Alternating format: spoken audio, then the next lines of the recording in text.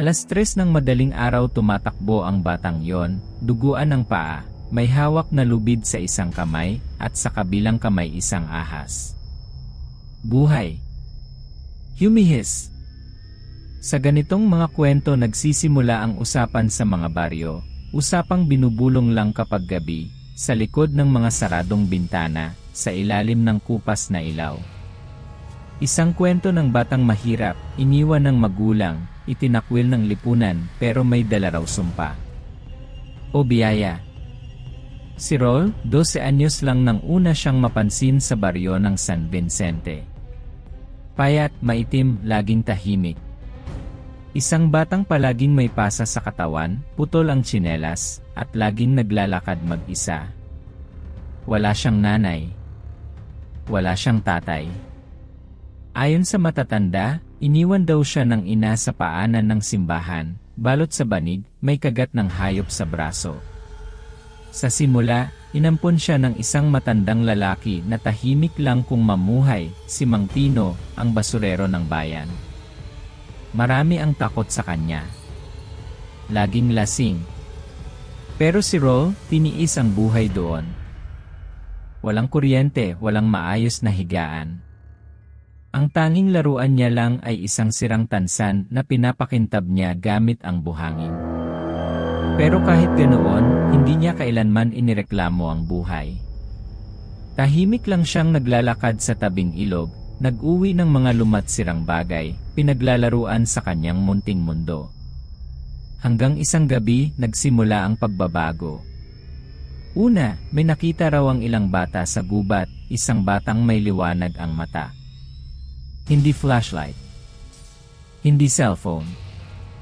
Mata raw mismo ang nagliliwanag. Mabilis itong tumakbo, parang hayop. May dala raw itong isang ahas na kasing haba ng braso. Imposible yon, sabi ng mga matatanda. Baka guni-guni lang yan ng takot. Pero nasundan ito ng mga insidente. May isang lalaking lasing na natagpo ang nakaluhod sa may talahiban, umiiyak. Sabi niya, may nakita siyang batang mukhang tao, pero may balat ng ahas sa likod. Tapos may malakas daw itong suntok, isang suntok lang, at nabali ang punong kahoy sa tabi niya. Si Rol, nang tanungin, tumahimik lang. Ngumiti. Pero hindi mata ang ngumiti. Parang may iba sa loob. Isa lang ang kaibigan niya, si Lito. Kapwa ulila, kapwa biktima ng kahirapan, pero si Lito ang tipo ng batang palabiro. Siya lang ang nakapagpapatawa kay Rol. Sa tuwing magkasama sila, para bang bumabalik si Rol sa pagiging bata. Nagtatawanan sila habang naghahagis ng batong pinapaimbulog sa langit, nagkukwentuhan sa ilalim ng puno, habang kinakain ang tanging merienda, nilagang saging. Rol, tanong ni Lito minsan, totoo bang may lumalabas sa katawan mo paggabi? Napatingin si Rol sa kanya. Matagal. Tapos umiling. Wala. Wala yon. Pero nang gabi rin yon, nakita ng isang mangingisda si Rol sa may ilog, nakalubog hanggang baywang, matay nakapikit. Sa paligid niya may mga ahas. Hindi umaatake. Tahimik lang silang nakapalibot. Parang nakikinig. Kinabukasan, may natagpo ang piraso ng balat ng ahas sa likod bahay ni Mang Tino. Mabaho. Malagkit. At may marka ng kamao. Simula noon, naging malamig si Rol. Hindi na siya lumalapit kay Lito. Mas madalas na siyang mapag-isa, nakaupo sa itaas ng puno, o sa ilalim ng lupa sa lumang kuweba na halos wala nang pumupunta. Kapag nilalapitan mo siya, mararamdaman mong bumibigat ang hangin. Pero si Lito, hindi sumuko. Isa siyang tunay na kaibigan. Isang araw, sinundan niya si Rol papasok sa kabubatan. Mahinang ulan ang bumagsak. Madulas ang lupa. Tahimik ang paligid. Hanggang sa marinig niya ang isang malalim na huni, parang ahas, pero may halong pag-iyak ng tao. Sa likod ng punong kahoy, nakita niya si Roll, nakaluhod, nanginginig ang katawan, at nakayuko.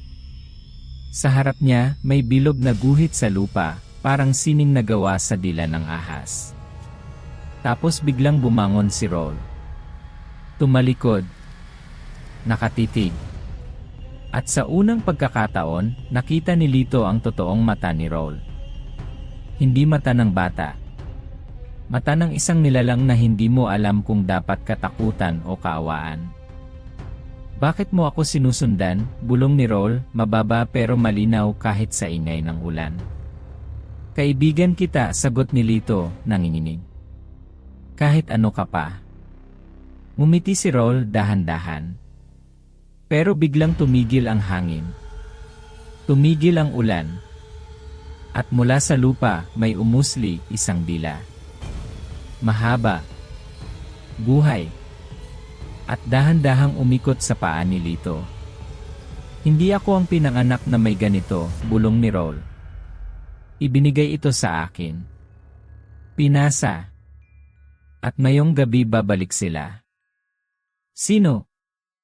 Tanong ni Lito, pero wala na siyang tinig. Wala na siyang lakas. Sa di kalayuan, narinig ang paghuni ng isang malaking nilalang. Hindi lobo. Hindi tao. Isang tunog na hindi mo dapat marinig kapag buhay ka pa. Mula sa dilim, dumating ang anino ng isang matandang babae, may dalang itak, may mata ng ahas, at may palad na may marka ng korona. Ito raw ang tinatawag na ina ng mga uod, ang babaeng minsang minahal ng Haring Cobra, at ngayoy naghahanap ng tagapagmana. Roll, tinig ni Lito, halos wala na. Totoo ba to? Pero bago pa makasagot si Roll, pumikit siya. At nang muli niyang imulat ang mata niya, hindi na siya bata. Isang kamao ang bumalot sa kanyang braso, kaliskis ang balat, ginto ang ugat. At sa dibdib niya gumapang ang isang marka. Ang marka ng Haring Cobra. At doon nagsimula ang kwento. Ang kwento ng isang batang itinakwil ng mundo, pero tinanggap ng mga nilalang sa ilalim ng lupa. Sa susunod na yugto, malalaman mo kung sino talaga si Roll. Ano ang kanyang koneksyon sa mga nilalang ng gabi? At bakit siya ang piniling tagapagdala ng kamao? Pero ngayong gabi bantayan mo ang tunog ng mga dahon sa bintana mo. Dahil kapag narinig mong kumaluskos, baka hindi lang hangin ang dumaan. Baka may bata na hindi na tao. Wala akong ginustong masaktan, mahinang bulong ni Roll habang nakaupo sa ilalim ng punong akasya, yakap-yakap ang sarili. Gabi na. Malamig ang hangin. Sa di kalayuan, rinig pa rin ang tahol ng mga aso, parang may naaamoy na hindi dapat o may kinikilalang hindi tao. Simula nang mangyari ang gabing iyon sa gubat, ang paglitaw ng ina ng mga uod, ang pag-usbong ng marka sa kanyang dibdib, at ang paglabas ng mahiwagang kamao, hindi na naging pareho ang lahat.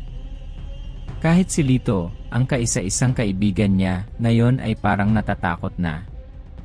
Hindi lantaran, pero ramdam ni Roll ang pag-iwas, ang panginginig sa boses nito, at ang panay sulyap sa kanyang mga kamay.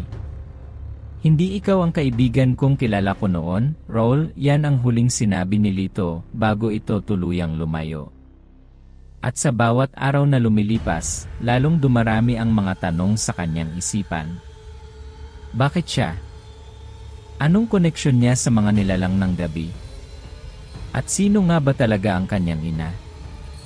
Minsang gabi, habang naglilinis siya sa bakuran ni Mang Tino, bigla siyang tinawag ng isang matandang babae, Kuba, nakasuot ng kulay abong belo, at may dalang baston na gawa sa buto ng hayop. Roll, bulong nito. Halika.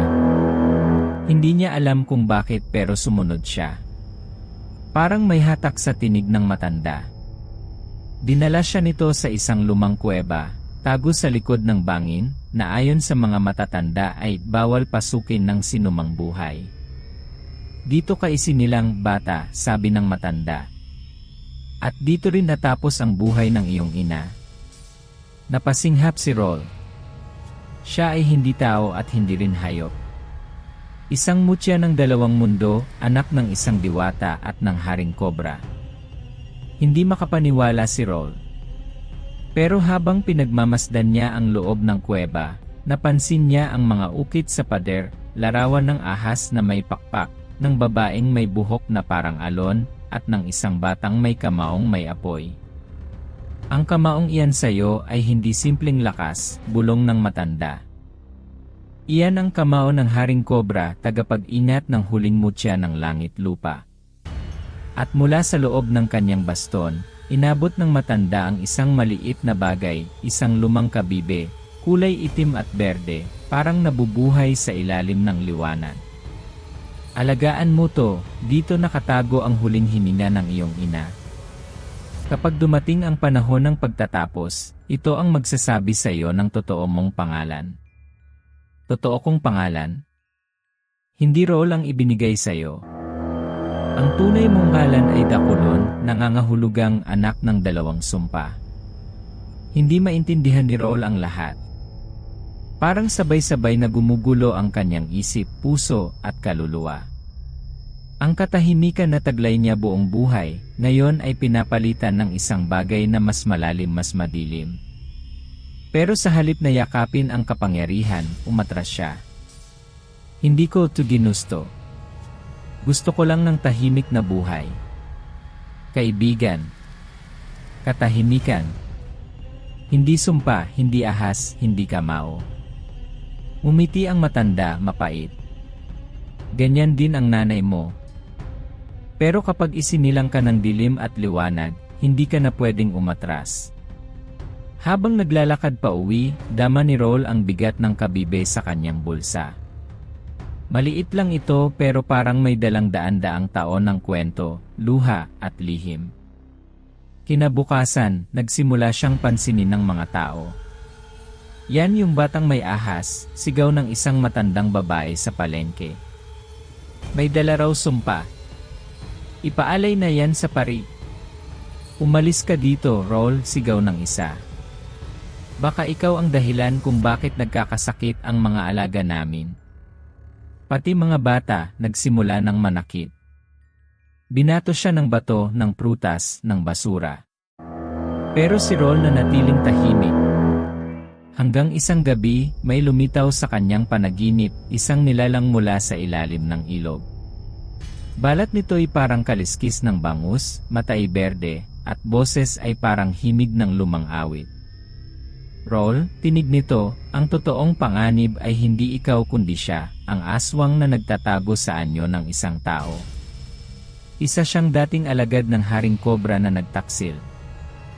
Ngayoy gusto niyang angkinin ang kamao mo, upang muling mapasa kanya ang kapangyarihan. Paano ko siya matatalo? Tanong niya. Ang kamao ay walang saysay kung puso mo'y sarado. Pagkagising niya, may pagbabago sa paligid. Ang mga hayop sa kagubatan ay parang sumusunod sa kanyang dalaw. Ang mga ahas sa paligid ng kanyang kubo ay hindi na umaalis, parang bantay. Nagsimula siyang mag-ensayo. Pinapalo niya ang puno gamit ang kamao. Paunti-unti, nararamdaman niya ang lakas. Sa bawat suntok, parang may nagigising sa loob niya, hindi galit, kundi alaala. Alaala ng isang ina na tumakbo sa dilim. Alaala ng boses na umiiyak habang hawak ang sanggol. Alaala ng liwanag na sinakop ng ulap. Ngunit sa likod ng lahat ng ito, isang tanong ang paulit-ulit na bumabalik, bakit siya ang pinili?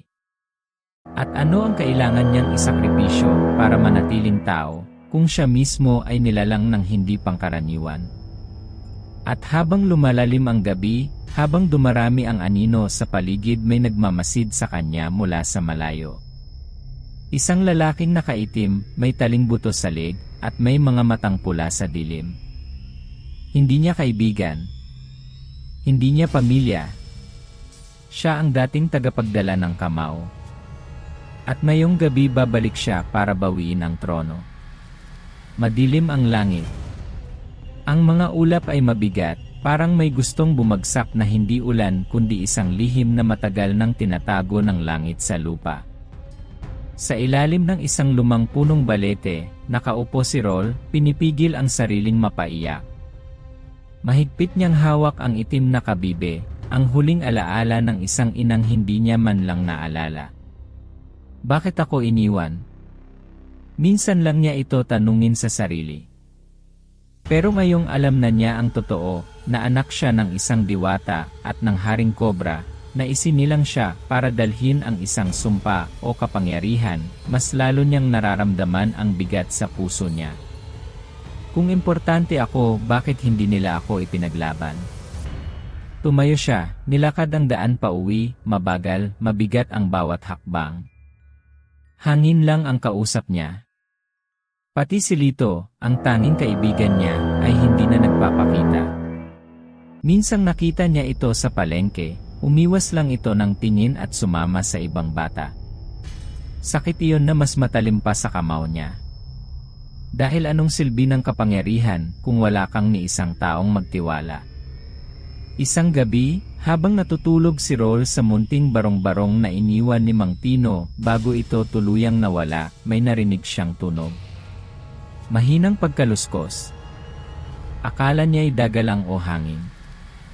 Pero nang dumilat siya, nakita niyang bukas ang pinto. At sa labas may anino. Maliit sa una, pero lumalaki habang papalapit. Dahan-dahan siyang tumayo, hawak ang lumang tansan na pinaglalaruan niya noon bilang laruan. Wala siyang sandata. Wala siyang kasama. Pero may kamao siya, at ngayon, unti-unti na niya itong natutunang gamitin. Humakbang siya palabas. May kailangan ka ba? Tanong niya, tinig na halos pabulong. Walang sumagot. Pero sa gilid ng mata niya may dumaan. Mabilis. Parang usok. Bigla siyang sinugod, isang aninong may mahahabang kuko, mata ay pula, balat ay parang sunog. Tinamaan siya sa balikat, napaatras siya, natumba sa lupa. Sino ka? Isa lang akong paalala, bulong ng nilalang, na hindi mo kilala ang kalaban mo at hindi ka pa handa. Tumayo si Roll. Nilakasan ang loob. Kamao niya'y kumislap parang umuusok. Sa unang pagkakataon, sinuntok niya ang anino. Tumalsik ito sa isang puno na nabiyak sa gitna. Ngunit bago pa niya ito malapitan, naglaho ito. Isang paalala. Isang babala. Kinabukasan, sugatan si Roll. May gasgas sa pisngi, hiwa sa balikat. Pero mas masakit ang nasa loob, ang takot. Hindi niya alam kung ilan pa ang tulad ng nilalang na yon. At kung kaya niya silang labanan ng mag-isa. Nagpunta siya sa ilog. Doon kung saan una niyang nakita ang nilalang na parang syokoy sa panaginip. Kung nandyan ka, bulong niya, tulungan mo ako. Walang sumagot. Hanggang sa unti-unting umahon sa tubig ang isang anyo, kalahating tao, kalahating isda, mata ay berde, at may hawak na pamalo na gawa sa koral at bakal. Hindi sapat ang kamao kung puso mo'y duguan, sabi nito. Kailangan mong harapin ang sarili mo bago mo harapin ang kaaway. Ano nang ibig mong sabihin? Ang tunay mong laban ay hindi lang laban sa mga nilalang, kundi laban sa sakit ng nakaraan mo. Tahimik si Roll. Tumingin siya sa tubig. Sa sarili niyang refleksyon, naalala niya ang unang gabi sa simbahan kung saan siya iniwan. Naalala niya si Mang Tino na hindi man naging mapagmahal ay tumanggap sa kanya. Naalala niya si Lito at ang sakit ng pagiging iniwan muli. Paano ko haharapin yon? Tanong niya. Wala naman akong magagawa para baguhin ang nakaraan. Hindi mo kailangang baguhin ang nakaraan.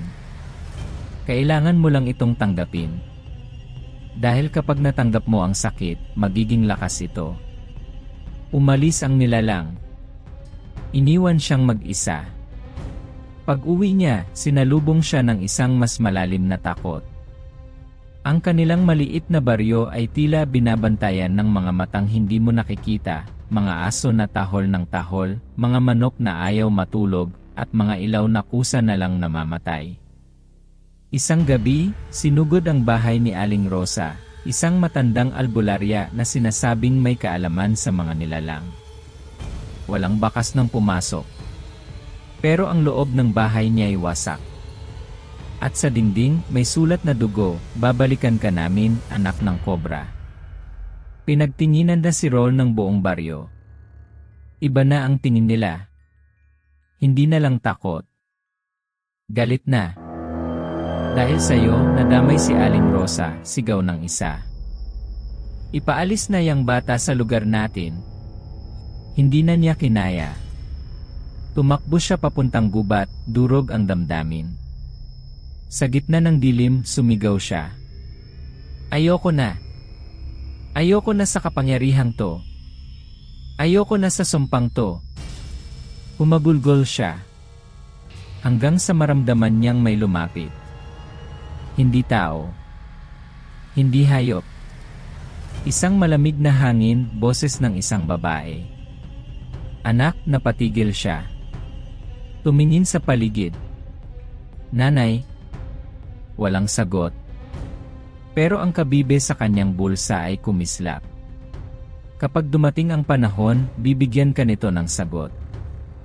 At habang hawak niya ito, naramdaman niya ang init sa kanyang dibdib. Ang marka. Parang nabubuhay. Nagsimula itong gumuhit sa kanyang balat, paikot sa kanyang braso. Para bang gumagawa ng panibagong anyo, panibagong sandata. At sa sandaling iyon, na-realize niyang wala na siyang ligtas na lugar. Hindi na siya maaaring umatras. Hindi na siya maaaring magtago. Dahil kahit saan siya magpunta, hinahanap na siya ng dilim. Mula nang kumislap ang kabibe at gumuhit ang bagong marka sa kanyang braso, parang nagbago ang lahat. Si Rol, na dati binubugbog ng takot at kalungkutan, ngayon ay may bitbit na lakas, pero kasabay noon, dumoble rin ang bigat ng kanyang balikat. Sa bawat umaga, may bagong kwento ng pagkawala. Isang batang babae na biglang nawala habang nag-igib ng tubig. Isang matandang lalaki na natagpo ang wala ng malay, pero may mga kalmot na parang hayop. At isang pamilyang buong-buo kahapon, pero kinabukasan, ang bahay nila'y wala ng laman, tanging naiwan ay mga kaliskis sa sahig at amoy ng nabubulok. Hindi na ito mga simpleng kwento ng matatanda. Hindi na ito mga alamat. Ito na ang realidad ng baryo nila. At alam ng lahat kung sino ang sentro ng mga pangyayaring ito, si Rol. Pero may isang taong bumalik. Si Lito. Minsang umuulan, habang nakasilong si Rol sa ilalim ng kubo, biglang lumapit si Lito, basang-basa, pero matatag ang tingin. Kung totoo ang lahat ng sinasabi nila, kung may laban na paparating, ayokong lumipas ang araw na hindi ako nasa tabi mo. Napayuko si Rol, pilit pinipigilan ang luhang kanina pa gustong bumagsak. Hindi siya sumagot. Pero sa simpleng pag-upo ni Lito sa tabi niya, alam niyang may isa pa siyang sandata, kaibigan. Kinabukasan, nag-ensayo sila. Sa ilalim ng araw, sa putik, sa hangin. Tinuturo ni Rol kay Lito ang mga natutunan niyang dalaw. Hindi lang basta suntok. Ito'y pinagsamang bilis, pakiramdam, at tiwala sa sariling katawan. Pero hindi lahat ng sugat ay pisikal. Minsan, sabi ni Rol habang hinihimas ang kanyang kamao, pakiramdam ko mas okay sana kung hindi ako pinili. Kung hindi ako to. Bakit mo pa rin to ginagawa? Tanong ni Lito. Dahil kung hindi ako lalaban, sino pa? Tahimik si Lito. Tapos ngumiti. Ganyan din sinabi ng nanay ko bago siya kunin ng sakit. Sabi niya, minsan ang lakas ay hindi galing sa katawan kundi sa paninindigan. At sa mga susunod na araw, mas lumalim ang koneksyon nila. Hindi lang bilang magkababata, kundi bilang dalawang kaluluwang sugatan na pilit lumalaban. Pero habang lumalakas si Rol, lalo ring lumalakas ang presensya ng kalaban. Sa gabi, may naririnig silang parang yabag sa bubong.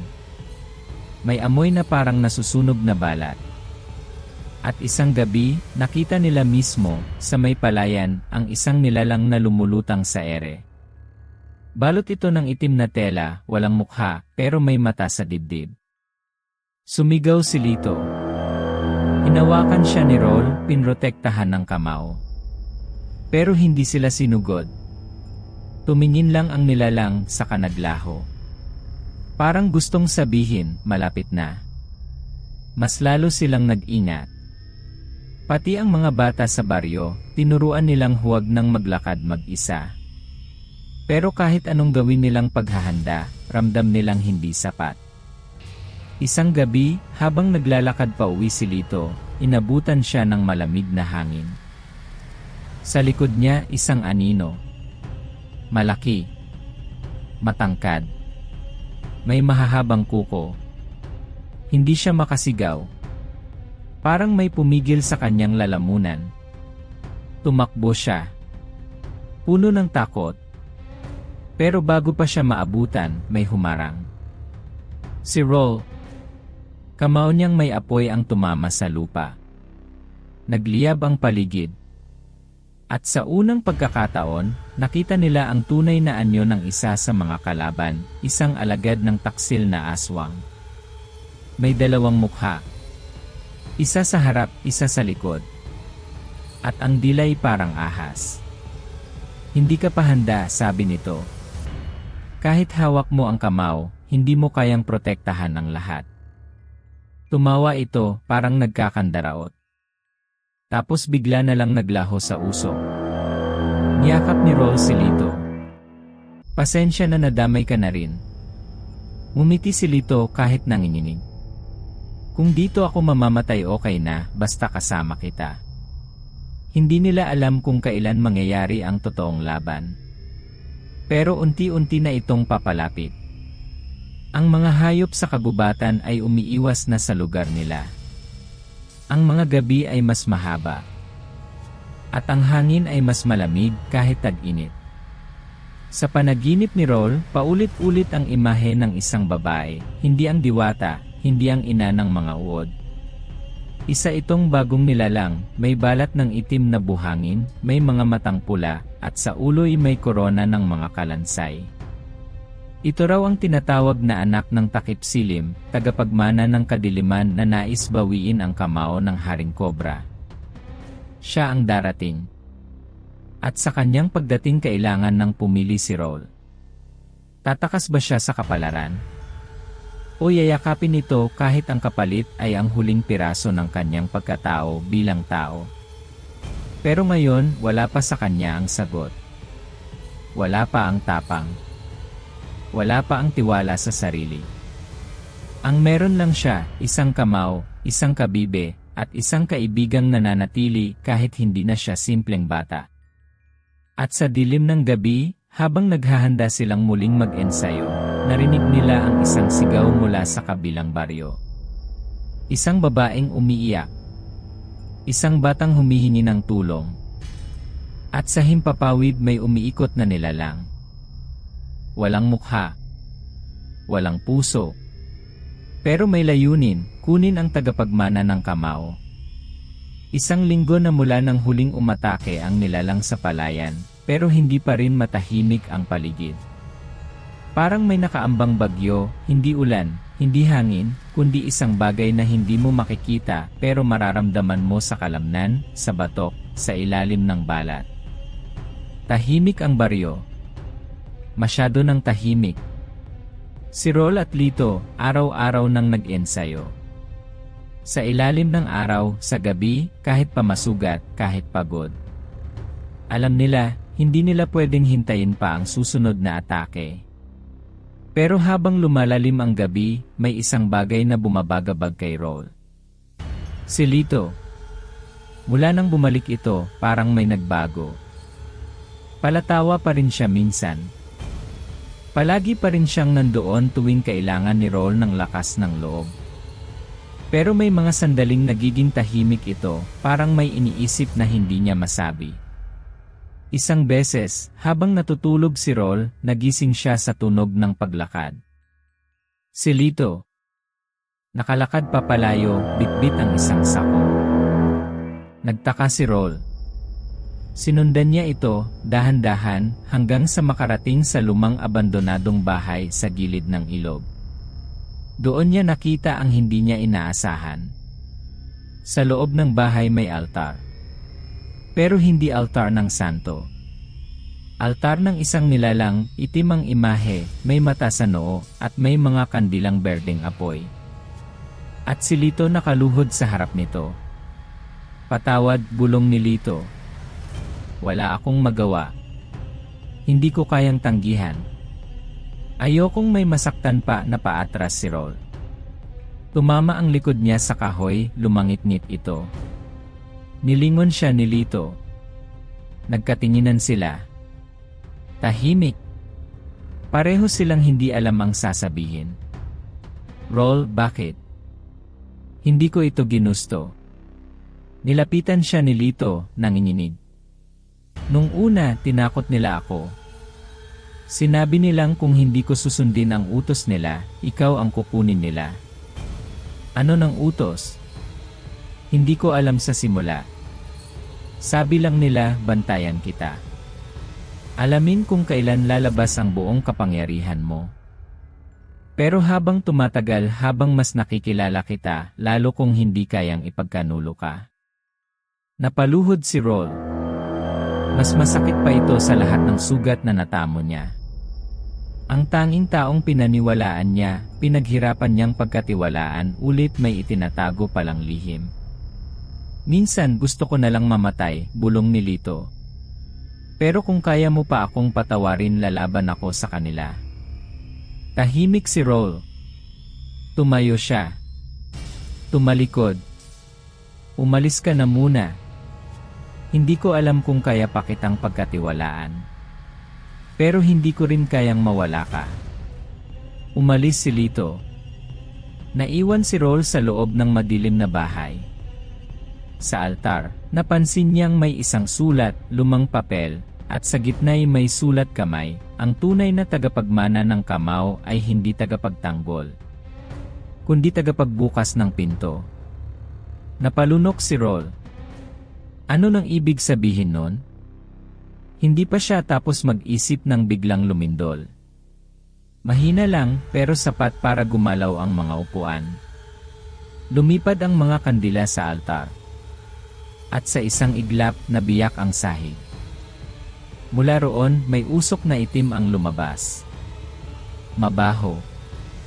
Mainit. At sa gitna ng usok, may mga mata, pula, palapit, parami. Tumakbo si Rol palabas.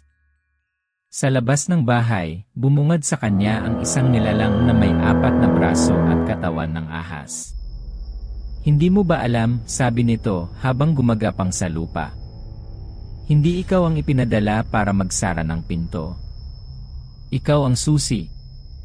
Ikaw ang dapat naming ibalik sa ilalim. Sino ka? Sigaw ni Rol.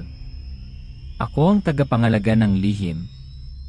Ang unang alagad ng Haring Cobra. Pero hindi ikaw ang anak niya. Ikaw ang katawan niya. Tumigil si Rol.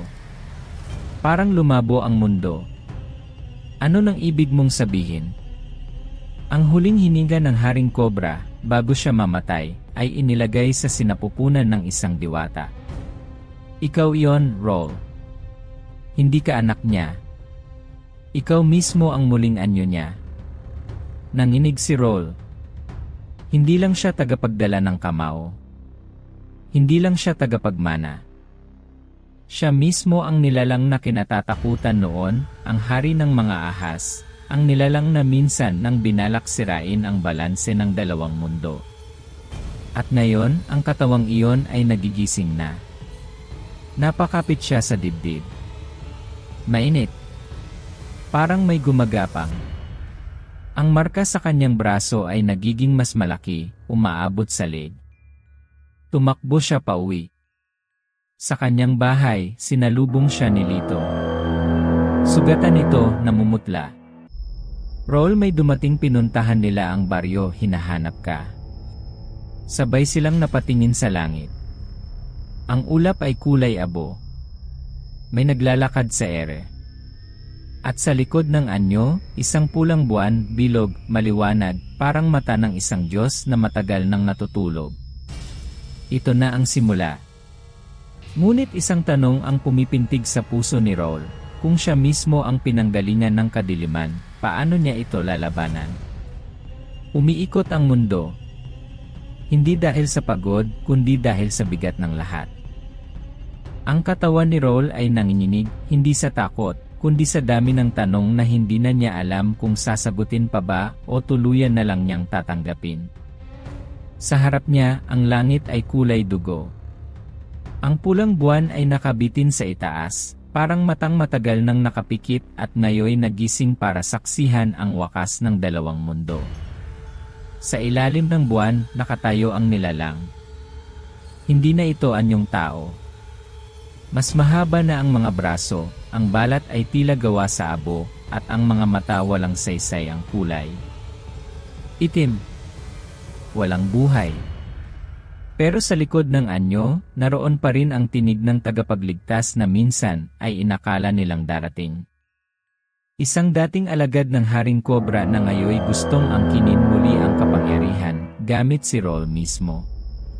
Halika na, Roll, bulong ng nilalang, ang katawan mo ay hindi iyo. Isa kang sisidlan. At panahon na upang bumalik sa tunay mong anyo. Napatigil si Roll. Kahit pinilit niyang tumayo ng matatag, ramdam niya ang bigat ng sarili. Sa loob ng kanyang dibdib, parang may gumagapang, tumatawag. At sa kanyang braso, ang marka ay kumikislap, hindi na lang ginto kundi pula, parang dugo. Hindi mo ako kayang pigilan, patuloy ng nilalang. Kapag dumilim na ang buwan, bubukas ang pinto sa ilalim ng lupa. At mula roon, babalik ang lahi ng mga nilalang na ginapi ng liwanag. Ikaw ang susi, Roll. Ikaw ang huling harang. Kung ako ang huling harang, sagot niya, mas pipiliin kong mamatay kaysa buksan ang pinto ng impyerno. Tumawa ang nilalang, malalim at puno ng panunuya. Sa isang iglap, sumugod ito. Mabilis. Parang hangin. Isang suntok ang lumipad, tumama sa lupa sa tabi ni Roll, at ang lupa ay sumabog, tila sinaktan ng kidlat. Pero hindi na siya dati. Tumalon si Roll, umiwas, at ibinalik ang kamao. Tumama ito sa balikat ng nilalang. Sa isang iglap, pumutok ang bahagi ng laman, nagkalaso. Ngunit hindi pa tapos. Sa paligid, nagsimulang gumapang ang mga anino. Galing sa lupa, sa puno, sa alikabok. Aninong may mata, may balbas, may pangil. Mga nilalang ng gabi na tinatawag ng pulang buwan. Napaatras si Roll. 1, 2, 3, 10, higit pa. Ngunit biglang may humawak sa kanyang kamay. Si Lito. Sugatan, nanginginig pero may hawak na kabibe. Ang mutya. At sa loob ng kabibe, may liwanag, maliit, nanginginig pero malinaw. Ang puso mo hindi para sa kanila, bulong ni Lito. Pero kung hindi mo kaya itong hawakan mag-isa, hayaan mong ibahagi ko sa iyo ang lakas ko. Muling lumakas ang kamao ni Roll. Ang apoy na pumalibot sa kanyang braso ay naging bughaw. At mula sa lupa, may mga ahas na gumapang, hindi upang manakit, kundi upang protektahan. Mga alagad ng Haring Cobra, na ngayoy kinikilala si Roll hindi bilang sisidlan, kundi bilang bagong hari. Sumugod ang mga anino. Sumagot si Roll. Isang kamao, isang suntok, isang sigaw. Ang hangin ay lumipad. Ang mga puno ay yumuko. At sa gitna ng labanan, lumitaw ang mukha ng kanyang ina, hindi sa totoo kundi sa isipan. Nakangiti ito. Tahimik. Parang nagsasabi, anak, dito ka talaga para lumaban, hindi para sumuko. Isa-isang bumagsak ang mga nilalang ng gabi. Ngunit ang pinakamalakas ay nanatili, ang nilalang na gustong kunin ang kanyang katawan. Sugatan na ito. Pero hindi pa rin sumusuko. Kung hindi mo ako ibibigay ng kusa, sigaw nito, kukunin kita sa paraang pinakamahirap. At bigla nitong hinatak si Lito. Binigwasan. Tumalsik ito sa lupa. Dumugo ang bibig. Hindi gumagalaw. Lito, sigaw ni Roll. Tumigil ang mundo. Lumapit siya. Gusto niyang hawakan ang kaibigan. Gusto niyang gisingin. Pero malamig na ang katawan. Ang kabibe, basag. Ang ilaw, wala na. Hindi siya sumigaw. Hindi siya umiyak. Tumayo lang siya tahimik. At doon, unti-unting lumabas ang tunay na anyo ng kanyang kapangyarihan. Hindi apoy. Hindi ahas. Kundi liwanag, bughaw at puti, parang ulap ng langit na pinaghalo sa dumi ng lupa. Sa kanyang likod, lumabas ang hugis ng isang korona, hindi literal, kundi enerhiya. Ang nilalang ay umatras. Nagkamali ako, bulong nito. Hindi ikaw ang susi, ikaw ang wakas. Isang kamao lang ang binigay ni Roll. Isang suntok. At sa suntok na yon, nabiyak ang katawan ng nilalang.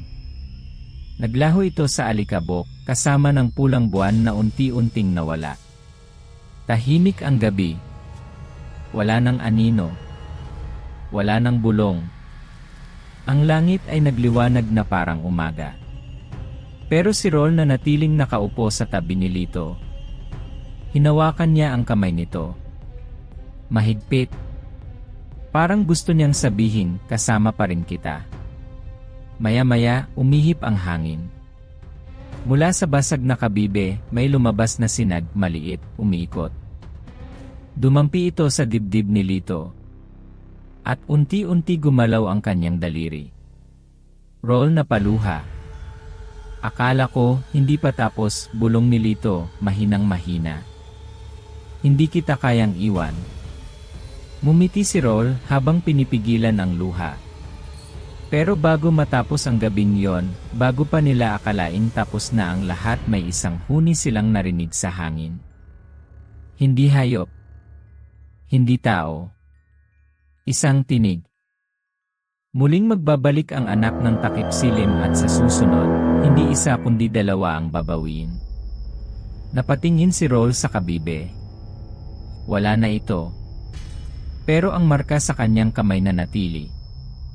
Hindi pa tapos. Umaga na. Sa unang pagkakataon matapos ang maraming gabi ng takot, dilim, at pakikipaglaban, muling sumikat ang araw sa baryo ng Balete. Hindi ito mapusyaw. Hindi rin ito nakakasilaw. Kalmado lang, mainit sa balat, pero tila niyayakap ang puso. Sa gitna ng kaparangan, sa lugar kung saan naganap ang labanan, nakaupo si Roll sa tabi ng puno ng kahoy na nasunog sa gitna ng gulo. Tahimik. Namumugto ang mata, pero hindi dahil sa takot, kundi sa bigat ng lahat ng kanyang piniling tanggapin. Walang tunog ang paligid kundi ang mahinang ihip ng hangin at ang pagaspas ng mga dahon. Wala na ang mga nilalang. Wala na ang pulang buwan. Pero naiwan ang alaala. Anong silbi ng kamao kung bawat hampas ay may kapalit na sakit? Yan ang tanong ni Roll sa sarili. Binitbit niya ang kapangyarihan ng Haring Cobra, hindi para sa sarili, kundi para sa mga taong una siyang tinaboy, nilapastangan, at inakalang wala siyang silbi. Pero sa huli, siya rin ang naging panangga nila sa kasamaan. Siya ang naging pader ng mga walang kakampi. Lumapit si Aling Pilar, ang matandang albularyo. May hawak itong maliit na supot ng asin at pinatuyong halaman. Umupo siya sa tabi ni Roll, marahang ipinunas ang isang panyo sa sugat sa kanyang noo. Hindi mo ginusto to, alam ko, bulong niya. Pero may mga bagay na hindi natin pinipili, tayo lang ang inaasahang tumindig. Hindi sumagot si Roll. Pinikit lang niya ang mata. Sa likod nito, nananatiling sariwa ang huling sandali ni Lito. Buhay siya. Gumising siya matapos ang laban. Pero hindi na siya gaya ng dati. Mula nang maapektuhan ng enerhiya ng Mucha, may mga panahong nagiging malamig ang kanyang pakiramdam, parang nawawala sa ulirat. Parang may iniwang bakas ang dilim sa loob niya. Huwag kang mag-alala sa kaibigan mo, wika ni Aling Pilar. Buhay pa rin ang kabutihan sa puso niya. Pero tulad mo, kailangan niyang matutong mamuhay kasama ang sugat. Sa bawat araw na lumilipas, unti-unting bumalik ang baryo sa normal. Ang mga tao, dati takot sa kanya, ngayoy bumabati, nag-aalok ng pagkain, at palihim na tumitingala. May ilan pa ring hindi makatingin sa mata ni Roll. Pero sapat na yung kaunting pagkilala. Hindi niya kailangang maging bayani sa mata ng lahat. Basta alam niyang hindi siya tumakbo sa panahon ng pangangailangan. Isang gabi, habang nakaupo siya sa tabi ng ilog, lumapit si Lito. Tahimik lang, hawak ang bagong kabibe, wala na itong liwanag, pero parang simbolo ng bagong simula. Naalala mo nung bata pa tayo, tanong ni Lito, ang hilig mong suntukin ang tubig. Napatawa si Roll, pilit pero totoo. Akala ko kasi, pag pinilit kong hampasin ng hampasin, may mawawala sa lungkot ko. Ngayon, tanong ni Lito. Tinatanggap ko na lang. Kasi minsan, hindi mo kailangang kalabanin ang sakit. Kailangan mo lang siyang damhin para makatawid. Tahimik ulit. Wala na silang kailangang sabihin. Minsan, sapat na ang presensya ng isang taong nandyan pa rin, kahit matapos ang lahat. Makalipas ang isang linggo, dumating ang balita mula sa kabilang baryo, may bagong hanay ng anino. Hindi na kasing lakas ng dati, pero nagpapakita. Mga nawawalang baka. Mga batang sinasapian ng takot sa gitna ng gabi. Nagtitigan si Roll at si Lito. Alam nilang hindi pa tapos ang lahat. Pero alam din nilang hindi sila nag-iisa. Si Aling Pilar ngayon ay nagtuturo ng lihim na karunungan sa mga kabataan. Si Mang Itok, ang dating lasenggo, ay gumawa ng mga anting-anting na gawa sa kahoy ng punong pinagdausan ng laban. Ang baryo, minsan nang naging biktima, ngayon ay natututo ng lumaban. Hindi na si Roll ang batang walang halaga. Siya na ngayon ang tinatawag nilang Kikamao ng liwanag. Pero sa puso niya, alam niyang hindi kapangyarihan ang dahilan ng kanyang tagumpay, kundi ang kakayahang tanggapin ang sarili, kahit anong sakit ang hatid nito. Minsan, bago siya matulog, tinatanong pa rin niya ang sarili, bakit ako? Pero sagot niya palagi, bakit hindi? Dahil kahit ang pinakamadilim na gabi ay natatapos rin, kapag may isang taong pumiling hindi umatras, kahit nanginginig ang tuhod at sugatan ang puso.